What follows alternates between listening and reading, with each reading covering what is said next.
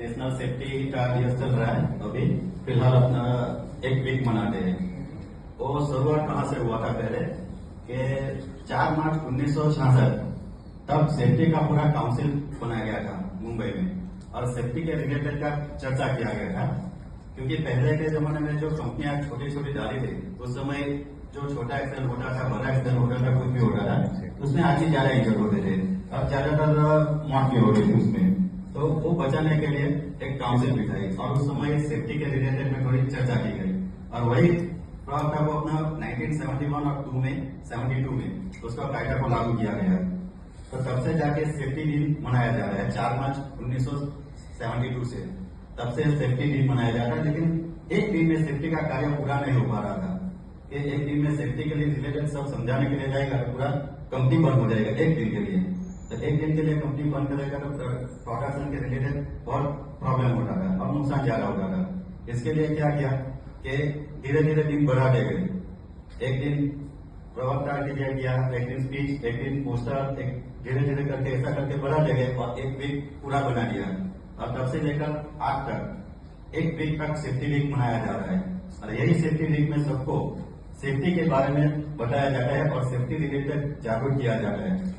Safety week मनाने का कारण एक ही है कि हम लोग जिस जगह पे काम करते हैं वो रिलेटेड सबको मालूम होना चाहिए कि हम जो काम कर रहे हो तो कैसे ढंग से काम कर रहे हैं, जो काम कर रहे हैं हम सेफ्टी रिलेटेड काम कर रहे हैं या नहीं कर रहे हैं, वो भी जागरूकता के लिए सब बताया जाता है। और सेफ्टी वीक जो अपना कार्य है, तो सेफ्टी सुपरवाइजर की रोल नहीं है।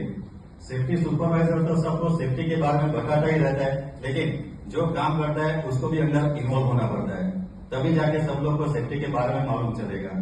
तो इस साल का थीम जो है अपना कि एंगेज, एजुकेट और empower to personal safety enhance. तो एंगेज क्या है?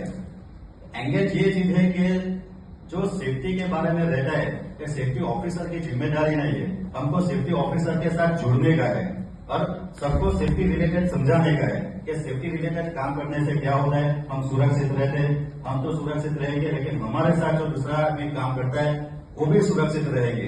क्योंकि सेफ्टी एक आदमी से नहीं होती है। सेफ्टी आप इंडस्ट्रियल एरिया के बाहर जाएंगे तो आप खुद की सेफ्टी करेंगे तो आप खुद सेफ रहेंगे और आपका फैमिली सेफ रहेगा। लेकिन इंडस्ट्रियल एरिया में जब आप लोग काम करेंगे तो सेफ्टी अकेले नहीं कर पाएंगे। आपके साथ दूसरा 50 आदमी 100 आदमी जो काम करता है वो सब साथ में सेफ्टी करेंगे तो ही सब सेफ काम कर सकते हैं। और कोई छोटी सी भी गलती हुई तो आपके साथ जो आदमी काम करता है 100 आदमी और उसके रिलेटेड जो दूसरा आदमी रहता है वो सबको नुकसान ही पड़ता है। इसलिए एंगेज में ऐसा किया गया है कि आप सेफ्टी रिलेटेड में सबको जोड़ो और सबको बताओ।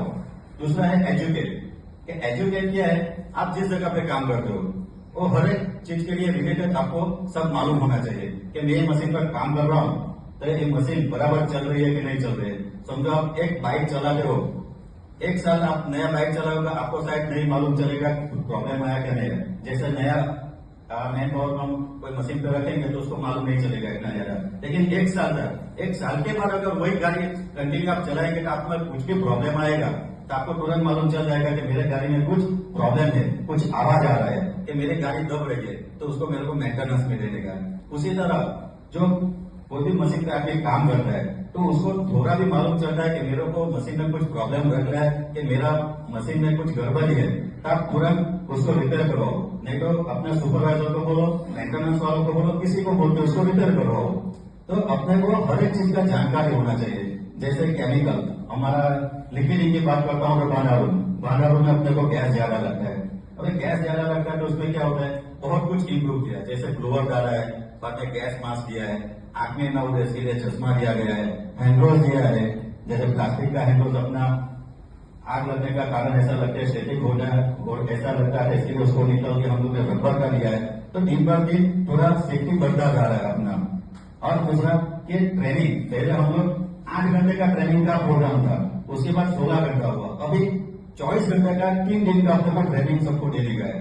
तो मतलब कि हमारा ट्रेनिंग इतना बढ़ता जा रहा है कि आदमी लोग को हर एक चीज का ट्रेनिंग मिलता रहता है और जो काम करता है वो हर एक प्रकार का उसको को कार्य मिलता ही है कि मैं एक काम कर रहा हूँ तो मेरे को एक ट्रेनिंग दिया है तो मेरे को उसको कैसे काम करने का।